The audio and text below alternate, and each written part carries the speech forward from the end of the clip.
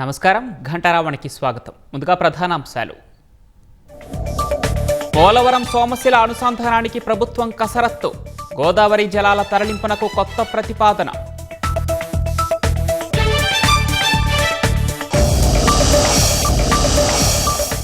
కర్నూలు జిల్లా గుడేకల్లులో విషాదం. ఇంటి గోడ కూలి తండ్రి కుమారుడి మృతి.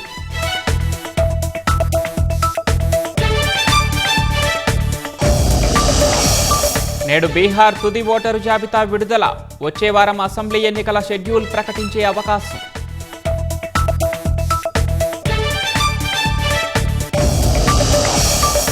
ఇంద్రకీలాద్రిపై ఘనంగా దసరా ఉత్సవాలు. 9వ రోజున దుర్గాదేవి అలంకారంలో అమ్మవారి దర్శనం.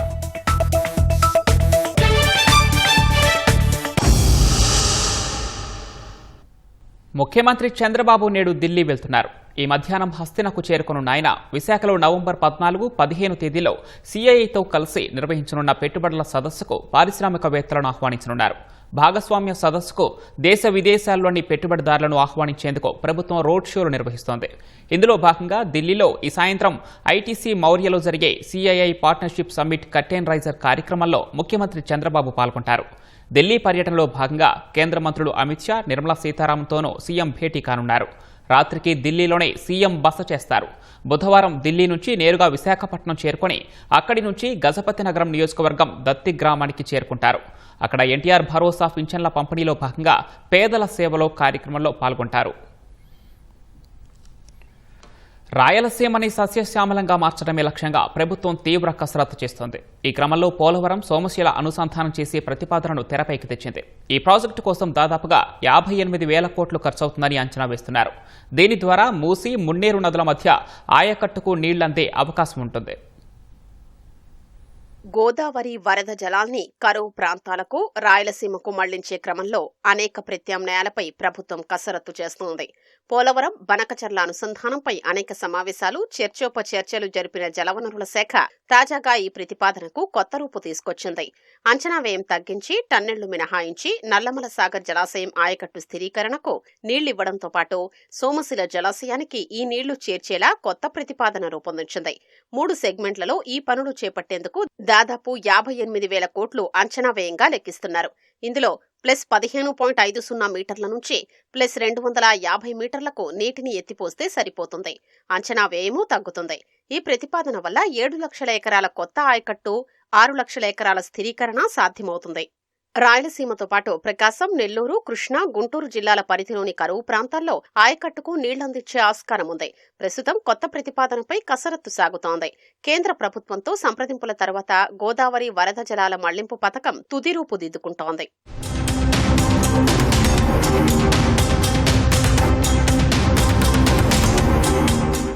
సెగ్మెంట్ 1లో పోలవరం నుంచి ప్రకాశం బ్యారేజీకి నీళ్లు మళ్లించనున్నారు.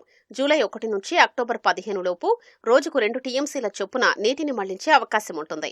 సముద్రంలో 1,00,000 క్యూసెక్కుల పైన నీళ్లు కలసిపోతున్న రోజులు 83 ఉన్నాయి.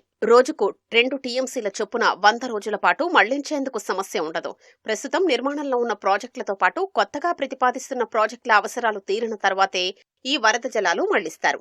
దీనికోసం ప్రత్యేకంగా పోలవరం నుంచి ప్రకాశం బ్యారేజీ వరకు వరద కాలువను నిర్మిస్తారు. తాడిపూడి కాలువను దీనికి ఉపయోగించుకుంటారు. సెగ్మెంట్ 1కు దాదాపు 13,000 కోట్లు ఖర్చవుతుందని ప్రాథమిక అంచనా వేస్తున్నారు.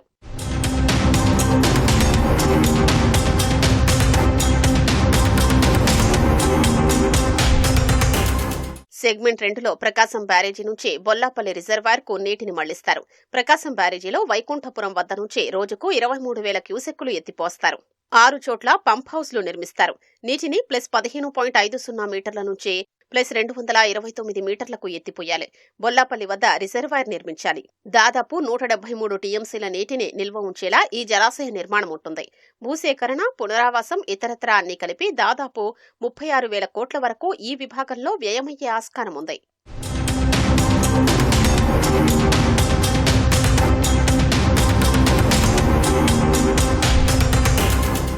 సెగ్మెంట్ 3లో బొల్లాపల్లి జలాశయం నుంచి రోజుకు 2 టీఎంసీల చొప్పున నీటిని మళ్లిస్తారు.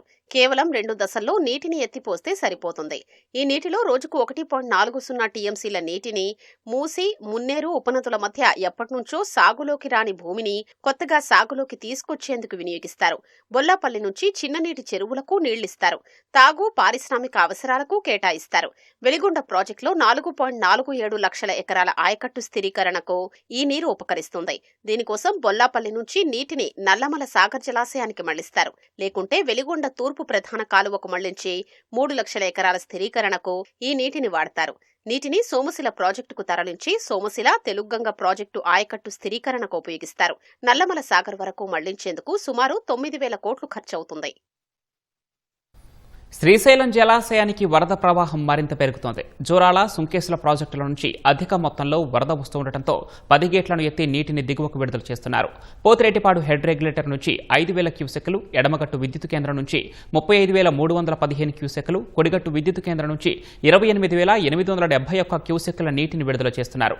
10 స్పిల్వే గేట్లను 26 అడుగుల మేర ఎత్తి 5,78,440 క్యూసెక్కుల నీటిని నాగార్జున సాగర్కు విడుదల చేస్తున్నారు. శ్రీశైలం పూర్తి స్థాయి నీటి మట్టం 885 అడుగులు కాగా ప్రస్తుతం 883.3 అడుగులకు చేరుకుంది. ప్రాజెక్టు పూర్తి స్థాయి నీటి నిల్వ సామర్థ్యం 215.8 టీఎంసీలు కాగా ప్రస్తుతం 206 టీఎంసీలుగా కొనసాగుతోంది. భారీ వర్షాలకు ఇంటి గోడ కూలి కర్నూలు జిల్లా ఎమ్మిగనూరు మండలంలోని గుడేకల్లో తండ్రి, కుమారుడు అక్కడికక్కడే మృతి చెందారు. తల్లి, మరో కుమారుడు తీవ్రంగా గాయపడ్డారు. వారిని స్థానికులు ఎమ్మిగనూరు ప్రభుత్వ ఆసుపత్రికి తరలించి చికిత్స అందిస్తున్నారు. గోడ కూలి తండ్రి, కుమారుడు మృతి చెందడంతో గ్రామంలో విషాద ఛాయలు అలుముకున్నాయి. తమ కుటుంబాన్ని ప్రభుత్వమే ఆదుకోవాలని బాధిత కుటుంబ సభ్యులు కోరుతున్నారు. భారీ వర్షాలకి గోడలు పాతాయి సార్. అవి కూలి కొట్ట మీద పడి మా అన్న నాగరాజ్ సార్, మా అన్న కొడుకు నరసింహ సార్, వాళ్ళు ఇద్దరు స్మార్ట్లోనే పోయినారు సార్. మా అమ్మకు, మా తమ్ముడికి గాయాలైనాయి సార్. ప్రభుత్వం మీరే జీఎస్టీ ప్రయోజనాలను రాష్ట్రంలోని ఇంటింటికి తీసుకెళ్లేలా సూపర్ జీఎస్టీ, సూపర్ సేవింగ్స్ పేరిట రాష్ట్ర ప్రభుత్వం కార్యాచరణ చేపట్టింది. రాష్ట్రమంతటా జీఎస్టీ 2.0 సంస్కరణలపై విస్తృత ప్రచారం చేసేలా ప్రణాళిక రూపొందించాలని ముఖ్యమంత్రి చంద్రబాబు ఆదేశించారు. అక్టోబర్ 19వ తేదీ వరకు వేర్వేరు థీమ్స్తో ప్రజల్లోకి వెళ్లేలా కార్యాచరణ సిద్ధం చేయాలని సూచించారు. ఇంటింటికి జీఎస్టీ ఫలాలందాలని ఆయన స్పష్టం చేశారు. జీఎస్టీ ఉత్సవ్పై ఉండవల్లి క్యాంపు కార్యాలయం నుంచి ముఖ్యమంత్రి చంద్రబాబు మంత్రివర్గ ఉపసంఘంతో సమీక్ష నిర్వహించారు. జీఎస్టీ 2.0 ప్రయోజనాల్ని ప్రజలకు వివరించేందుకు రాష్ట్ర వ్యాప్తంగా 65,000 సమావేశాలు, కార్యక్రమాల్ని నిర్వహించాలని సీఎం సూచించారు. ఇవాటి నుంచి అక్టోబర్ 19వ తేదీ వరకు వ్యవసాయం, ఎంఎస్ఎంఈలు, చేనేత, ఆక్వా, విద్యారంగం, బీమా, ఎలక్ట్రానిక్స్, ఈ-కామర్స్, భవన నిర్మాణ రంగం, టూరిజం, ఆతిథ్య రంగం, రవాణా, లాజిస్టిక్స్, క్రీడా పరికరాలు, పునరుత్పాదక విద్యుత్, ఆటోమొబైల్స్ తదితర రంగాల వారీగా ఆయా శాఖలు ప్రచారం చేపట్టాలని ఆదేశించారు. రైతులకు అవగాహన కల్పించేలా ట్రాక్టర్ ర్యాలీలు, యంత్రాల ప్రదర్శన చేపట్టాలన్నారు. ఆప్కో, లేపాక్షి, ఒక జిల్లా ఒక ఉత్పత్తి పేరిట మేళాలు, ఎంఎస్ఎంఈ యూనిట్లలో తయారయ్యే ఉత్పత్తులు, దానికి సంబంధించిన పన్నుల తగ్గింపుపై ప్రచారం నిర్వహించేలా చూడాలన్నారు. సెలూన్లు, యోగా సెంటర్లు, జిమ్లలో జీఎస్టీ తగ్గింపు వల్ల ధరలు ఎంత వ్యత్యాసం వచ్చిందో అవగాహన కల్పించాలని ఆదేశించారు.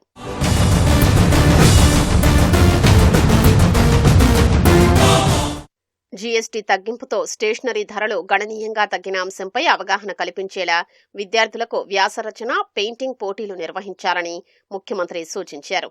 రాష్ట్రంలోని ఉన్నత పాఠశాలలు, జూనియర్ కాలేజీల్లో ఈ ప్రచారం నిర్వహించేలా ప్రణాళిక సిద్ధం చేసినట్లు అధికారులు వివరించారు. జీవిత బీమా, ఆరోగ్య బీమాలకు సంబంధించి జీరో జీఎస్టీ విషయాన్ని ప్రజల్లోకి విస్తృతంగా తీసుకెళ్లేలా కార్యక్రమాలు చేపట్టాలన్నారు. ఎలక్ట్రానిక్ వస్తువులకు సంబంధించి ధరలపై అవగాహన కల్పించేందుకు ఉత్పత్తిదారులు, డీలర్లతో జిల్లా, నియోజకవర్గ, మండలాల వారీగా 850కి పైగా చోట్ల కార్యక్రమాలు చేపట్టాలని ఈ భేటీలో నిర్ణయించారు.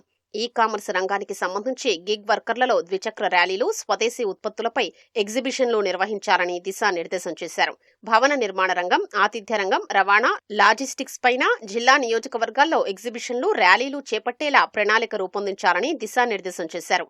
ఆటబొమ్మలు, క్రీడా పరికరాలు, పునరుత్పాదక విద్యుత్ ఉత్పత్తి, ఆటోమొబైల్స్ ధరలకు సంబంధించి ప్రజల్లో అవగాహన కల్పించేలా 200కు పైగా కార్యక్రమాలు చేపట్టాలన్నారు.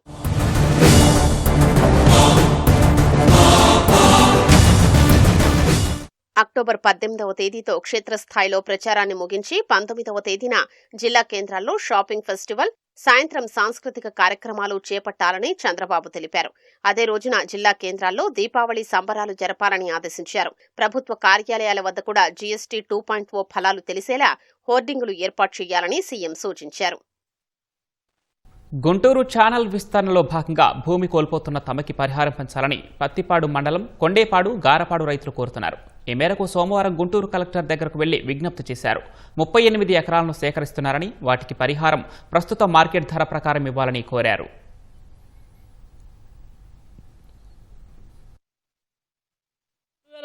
భూసేకరణ ప్రకారం 1.5 రెట్లు ఇస్తాం, 2.5 రెట్లు ఇస్తామని చెప్పేసి చెప్పారు అధికారులు. కానీ రైతులు ఒక్కసారిగా బెంబేలెత్తి అర్థం కాక ఈ భూమి కోల్పోతే మా పరిస్థితి ఏంటి, తక్కువ రేటు ఇస్తే మేము మరలా భూమి ఎట్లా కొనగలుగుతాం, మేము మరలా సాగు చేయలేమని చెప్పేసి బెంబేలెత్తి కలెక్టర్ దగ్గర రావడం జరిగింది. మాకు 2013 భూసేకరణ ప్రకారం కేంద్ర ప్రభుత్వం ఇచ్చినట్టు 4 రెట్లను ఇవ్వండి, లేదా మార్కెట్ వాల్యూ 50 నుంచి 60 లక్షల దాకా ఉంది, అదే లేదా భూమికి భూమి అన్నా ఇవ్వండి అని ఈ 3 డిమాండ్లతో కలెక్టర్ గారిని కలవడం జరిగింది. వాల్యుయేషన్ ప్రకారం పొలం 10 లక్షలే ఉందండి. బహిరంగ మార్కెట్ లో 40 లక్షల నుంచి 50 లక్షలు ఉంటుంది. 2013 భూసేకరణ చట్టం ప్రకారం గవర్నమెంట్ 4 రెట్లు ఇవ్వాలండి, 2.5 రెట్లు ఇస్తామని అంటున్నారు. దీనివల్ల మాకు భూములు కోల్పోయి రైతులు చాలా ఇబ్బంది ఉందండి. దసరా పండుగ వేళ వస్త్ర దుకాణాలు వినియోగదారులతో కళకళలాడుతుంటే ఇదే సరైన సమయమని మహిళా దొంగలు రెచ్చిపోతున్నారు. గుంటూరు నగరంలోని ఓ వస్త్ర దుకాణంలో 7 మహిళలు చోరీకి పాల్పడ్డారు. దుకాణంలోని నిర్వాహకుల కళ్లు కప్పి ఆ మహిళలు వస్త్రాలు ఉన్న సంచుల్ని చోరీ చేసి మెల్లగా అక్కడి నుంచి జారుకున్న దృశ్యాలు సీసీ కెమెరాలో రికార్డయ్యాయి. బాపట్ల జిల్లా చీరాల ప్రాంతానికి చెందిన 7 మహిళలు దుస్తులు కొనుగోలు చేసేందుకు వస్త్ర దుకాణానికి వచ్చారని నిర్వాహకులు తెలిపారు. సేల్స్ గర్ల్స్ ను మాటల్లో పెట్టి వస్త్రాలు చోరీ చేశారని చెప్పారు. ఒక మహిళ దొంగతనం చేసి దుకాణం నుంచి బయటకు వెళ్తూ ఉండగా వస్త్రాలు ఉన్న సంచి కింద పడిపోవడంతో గమనించి ఆమెను పట్టుకున్నట్లు చెప్పారు.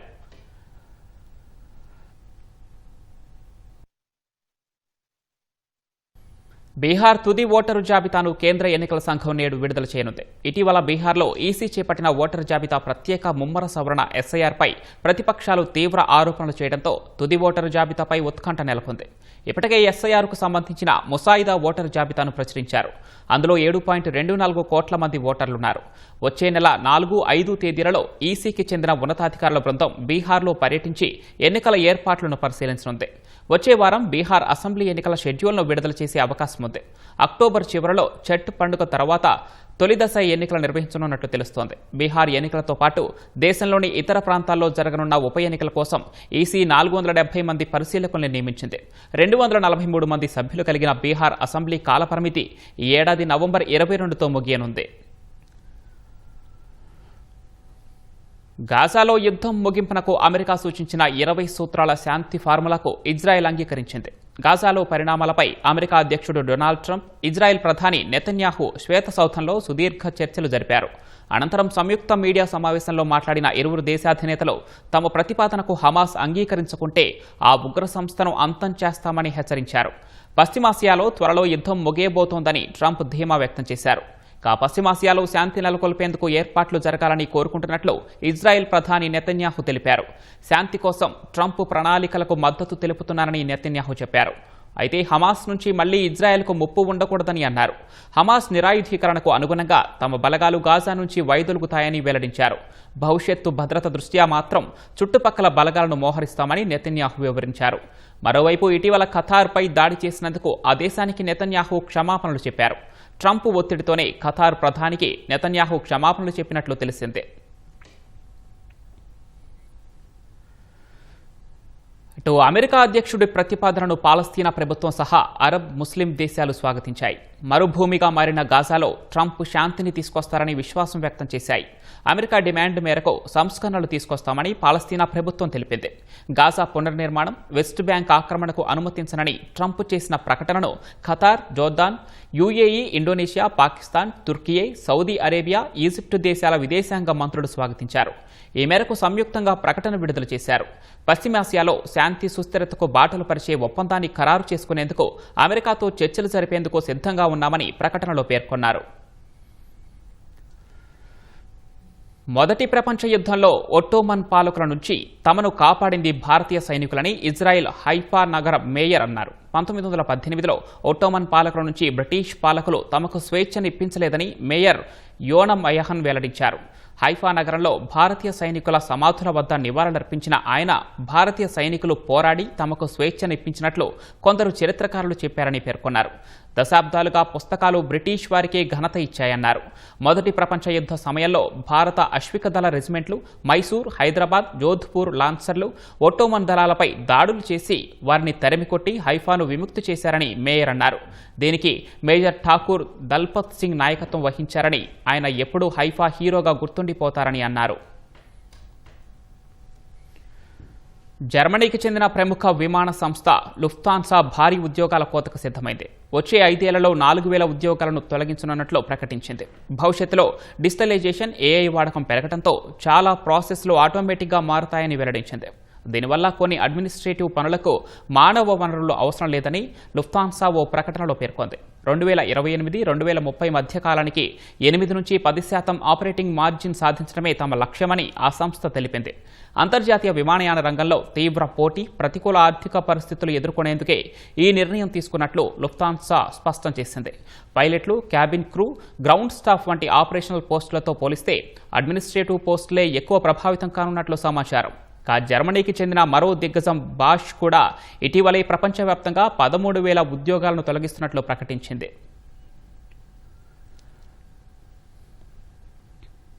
భారీ సుంకాలతో ప్రపంచాన్ని గందరగోళపరుస్తున్న అమెరికా అధ్యక్షుడు డొనాల్డ్ ట్రంప్ సినిమాలను వదలలేదు. అమెరికా వెలుపల నిర్మించే సినిమాలపై 100% అదనపు సుంకాలు విధించనున్నట్లు ప్రకటించారు. ఇది భారతీయ చిత్ర పరిశ్రమపై తీవ్ర ప్రభావం చూపనుంది. ట్రంప్ సుంకాల మోత భారతీయ చిత్ర పరిశ్రమపై తీవ్ర ప్రభావం పడే ప్రమాదం ఉంది. మన దేశంలో పలు భాషల్లో నిర్మిస్తున్న చిత్రాలకు అక్కడి ప్రవాస భారతీయుల్లో మంచి ఆదరణ ఉంటుంది. 2017లో ఫోర్బ్స్ ఇచ్చిన నివేదిక ప్రకారం భారతీయ భాషల చిత్రాలు అమెరికా, కెనడాల్లో భారీగా ప్రదర్శితమవుతున్నాయి. పెద్ద సినిమాల్లో ఒక్కోటి సగటున $80 లక్షల వరకు వసూళ్లు సాధిస్తాయి. కొన్ని $1 కోటి వసూలు చేసే సందర్భాలు ఉన్నాయి. ఏ సమయంలో చూసుకున్నా అమెరికాలోని 1000 స్క్రీన్లలో భారతీయ చిత్రాలు ప్రదర్శితమవుతుంటాయి. అమెరికా చిత్రాలకు గతంలో ప్రపంచవ్యాప్తంగా భారీగా ఆదరణ ఉండేది. మిగిలిన దేశాల్లో చిత్రాలు భారీగా నిర్మాణమైనా అన్ని దేశాలకు చేరేవి కావు. ఫలితంగా హాలీవుడ్ ఏకఛత్రాధిపత్యం సాగేది. ఓటీటీల రాకతో ఆ ఆధిపత్యానికి గండిపడింది. ప్రపంచంలో ఏ దేశంలో చిత్రాల్ని నిర్మించినా అనువాదమై అన్ని దేశాలకు వస్తున్నాయి. అనేక సినిమాలు ఓటీటీల్లో ప్రసారమవుతుండటంతో సినిమా హాళ్లకు జనం రావడం తగ్గింది. ఫలితంగా హాలీవుడ్లో అనివార్యంగా నిర్మాణ వ్యయాన్ని తగ్గించాల్సి వచ్చింది. ట్రంప్ తీసుకున్న నిర్ణయాన్ని పునరాలోచించుకోవాలని తెలుగు నిర్మాతలు కోరారు. 100% టారిఫ్లు అమలు చేస్తే భారతీయ చిత్రాలకు ఆదాయపరంగా అనేక ఇబ్బందులు తలెత్తుతాయని ఆవేదన వ్యక్తం చేశారు. 100% టారిఫ్ ట్రంప్ విధించింది కనుక ఇంప్లిమెంట్ చేస్తే సినిమాలకి కొంచెం రెవెన్యూ పరంగా ఇబ్బంది అయ్యే అవకాశాలు చాలా ఉన్నాయి. నైజాంకి ఈక్వలెంట్ గా యుఎస్ మార్కెట్ చేస్తున్న సందర్భాలు మనం చాలా చూసాము. దాంట్లో ఐదర్ మన రేట్ అన్నా పెంచాలి ట్యాక్స్ కోసం అని చెప్పి, లేదంటే రేట్ పెంచకపోతే సబ్స్టాన్షియల్ గా మనము 50% వరకు ఇంచుమించుగా రెవెన్యూస్ లో తగ్గే అవకాశం ఉంటుంది. మనకు డెసిషన్ ని మళ్ళీ పునరాలోచన చేస్తే మంచిది. It's really unfortunate. Definitely Indian film industry is going to take a big beat on that because there's a good revenue from US from the last 10 years especially. Films are really making a big business there. It was just 7%. All of a sudden going for 100%. I think the revenues will hit at least 50% to 55% less than what we were getting previously. The same way what they are taxing us, that also would be one of the alternatives. And also if we can go to court in US and say take a call on that, also I think that's another alternative what we can do. Trump సుంకాల మోతపై Hollywood ప్రముఖ సంస్థలైన Warner Brothers Discovery, Comcast, Paramount, Skydance, Netflix సంస్థలు వెంటనే స్పందించలేదు. Trump ప్రకటన వెలువడ్డాక Netflix షేర్లు పడిపోయాయి. భారత్తో సంబంధాలు పునరుద్ధరిస్తున్న వేళ లారెన్స్ బిష్నోయ్ గ్యాంగ్పై కెనడా సంచలన నిర్ణయం తీసుకుంది. బిష్నోయ్ గ్యాంగ్ను ఉగ్రవాద సంస్థ జాబితాలో చేర్చుతున్నట్లు ప్రకటించింది. భారత్ సహా విదేశాల్లో హత్యలు, దోపిడీ, ఆయుధాలు, డ్రగ్స్ రవాణా వంటి నేర కార్యకలాపాలతో సంబంధం ఉన్న లారెన్స్ బిష్నోయ్, అతని గ్యాంగ్ను ఉగ్రవాద సంస్థగా కెనడా ప్రజా భద్రతా మంత్రి గ్యారీ ఆనంద సంగరి ప్రకటించారు. కెనడాలో హింస, ఉగ్రవాద చర్యలకు స్థానం లేదని ఆ దేశ ప్రభుత్వం ఓ ప్రకటనలో పేర్కొంది. ముఖ్యంగా నిర్దిష్ట వర్గాలను లక్ష్యంగా చేసుకుని భయం, బెదిరింపు వాతావరణాన్ని సృష్టించే కార్యకలాపాలకు స్థానం లేదని స్పష్టం చేసింది. ఎన్సీపీ నేత బాబా సిద్దికీని దారుణంగా హత్య చేసిన బిష్నోయ్ ముఠా ఇటీవల కపిల్ శర్మ కేఫ్పై 2 సార్లు కాల్పులు జరిపింది. కెనడాతో పాటు విదేశాల్లో బిష్నోయ్ ముఠా హింసాత్మక ఘటనలకు పాల్పడింది. కెనడాలోని బిష్నోయ్ గ్యాంగ్కు చెందిన ఆస్తులు, వాహనాలు, స్థలాలను ప్రభుత్వం స్వాధీనం చేసుకునే అవకాశం ఉంది. ఉగ్రవాద కార్యక్రమాలకు నిధుల సేకరణ, వివిధ నేరాలకు సంబంధించిన కేసుల్లో బిష్నోయ్ ముఠా సభ్యులను విచారించే అవకాశాలున్నాయి. కెనడాలోకి ప్రవేశించే బిష్నోయ్ ముఠా సభ్యులపై ఆ దేశ పోలీసులు నిఘా ఉంచనున్నారు. దేశంలోనే ఎక్కువ కాలం జరిగే దసరా పండుగగా ఛత్తీస్గఢ్లోని బస్తర్ దసరా వేడుకలు నిలుస్తున్నాయి. 75 రోజుల పాటు జరిగే ఈ ఉత్సవాల్లో 6 రోజులు ఫూల్ రాత్ పరిక్రమ కార్యక్రమం అత్యంత వైభవంగా నిర్వహిస్తారు. సాధారణంగా అన్ని దసరా వేడుకల్లో రావణ దహన కార్యక్రమం కీలక ఘట్టంగా భావిస్తే బస్తర్ దసరాలో దీనిని పాటించరు. అందుకు బదులుగా పూలతో అలంకరించిన రథయాత్ర నిర్వహిస్తారు. 75 రోజుల పాటు రోజుకో ప్రత్యేక ఆచారాన్ని పాటిస్తూ ఉత్సవాలను జరుపుతారు. డప్పులు, సంప్రదాయ వాయిద్యాల ప్రదర్శన ఈ వేడుకల్లో ప్రత్యేక ఆకర్షణగా నిలుస్తాయని నిర్వాహకులు చెబుతున్నారు. ప్రత్యేకమైన సాంప్రదాయాలతో నిర్వహించే బస్తర్ దసరా వేడుకలకు భక్తులు, పర్యాటకులు భారీగా తరలి వస్తున్నారని చెబుతున్నారు.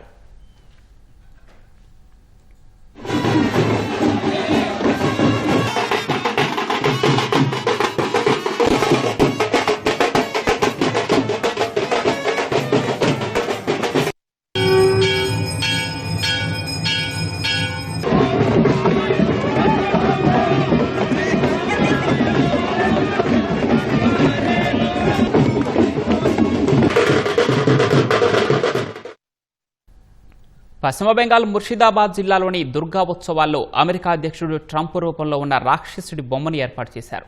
భారత్పై అమెరికా భారీ సుంకాలు విధించిందనే కారణంతో బెర్హంపూర్లోని దేవీ నవరాత్రుల ఉత్సవాల్లో ట్రంప్ బొమ్మను ఏర్పాటు చేసినట్లు నిర్వాహకులు తెలిపారు. ఇక మండపంలో చాముండా అవతారంలోని అమ్మవారు కింద ఉన్న రాక్షసుడి రూపంలోని ట్రంప్ బొమ్మను ఉంచారు. దీనిని చూసేందుకు భారీగా ప్రజలు వస్తున్నారు. భారత్పై అక్కసు వెళ్లగక్కుతున్న ట్రంప్నకు ఇదే తగిన శాస్తి అని భావిస్తున్నట్లు నిర్వాహకులు వెల్లడించారు. ఆ కారణంగా భారత్పై అధిక సుంకాలు విధిస్తున్నందుకు ట్రంప్ రూపంలో ఉన్న రాక్షసుని ఏర్పాటు చేయడం తమ నిరసనలో ఒక భాగమని నిర్వాహకులు వివరించారు.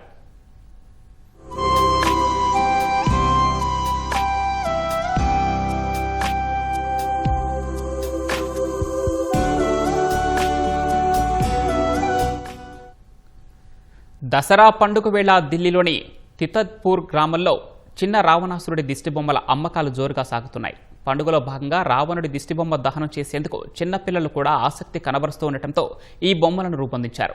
వివిధ ఆకృతులతో రూపొందించిన ఈ బొమ్మలు చూడటానికి ఆకర్షణీయంగా ఉండటంతో తల్లిదండ్రులు పెద్ద సంఖ్యలో వీటిని కొనుగోలు చేస్తున్నారు. గతంలో తాము పెద్ద రావణ బొమ్మలను తయారు చేసేవాళ్లమని, అయితే చిన్న బొమ్మలకు ప్రజల నుంచి ఆదరణ పెరగడంతో వీటిని పెద్ద మొత్తంలో తయారు చేసినట్లు స్థానిక కళాకారుడు ఒకరు తెలిపారు. గతంలో పెద్ద రావణ బొమ్మల కోసమే ఆర్డర్లు వచ్చేవని, ఇప్పుడు చిన్న బొమ్మల కోసం చాలా ఆర్డర్లు వచ్చాయన్నారు. ప్రస్తుతం తాము 1 అడుగు నుంచి 8 అడుగుల వరకు ఉన్న రావణుడి బొమ్మలను తయారు చేస్తున్నట్లు తెలిపారు. వీటి ధర 100 రూపాయల నుంచి ప్రారంభమై 1200 రూపాయల వరకు ఉంటుందన్నారు.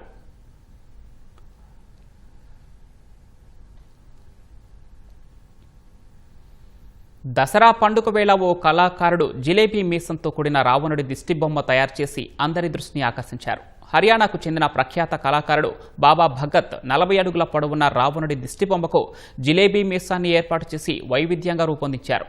రావణాసురుడి బొమ్మతో పాటు కుంభకర్ణుడు, మేఘనాథ్ బొమ్మలను కూడా తీర్చిదిద్దుతున్నారు. గత 40 ఏళ్లుగా బొమ్మల తయారీ వృత్తిలో కొనసాగుతున్న బాబా భగత్ ఢిల్లీ, సిర్సా పట్టణాల్లో వేలాది దిష్టి బొమ్మలను తయారు చేసినట్లు చెప్పారు. ఈ ఏడాది సిర్సాలో తయారు చేస్తున్న రావణుడి దిష్టిబొమ్మ దాదాపుగా 70 అడుగుల పొడవు ఉంటుందన్నారు. అయితే ఈ బొమ్మకు జిలేబీ మీసం భిన్నమైన రూపాన్ని ఇస్తుందని పేర్కొన్నారు. డబ్బు సంపాదించడానికి తాను ఇక్కడికి రాలేదని, కొత్త తరాన్ని రామాయణం, రావణుల కథతో అనుసంధానించడమే తన ఉద్దేశమన్నారు. రాబోయే తరం దిష్టి బొమ్మలను చూసి ఆనందించడమే కాకుండా వాటి వెనుక దాగి ఉన్న చరిత్ర, సంస్కృతిని కూడా అర్థం చేసుకోవాలని కోరుకుంటున్నట్లు అన్నారు. రావణుడి కథ మంచి చెడుల మధ్య తేడాను నేర్పుతుందని బాబా భగత్ తెలిపారు.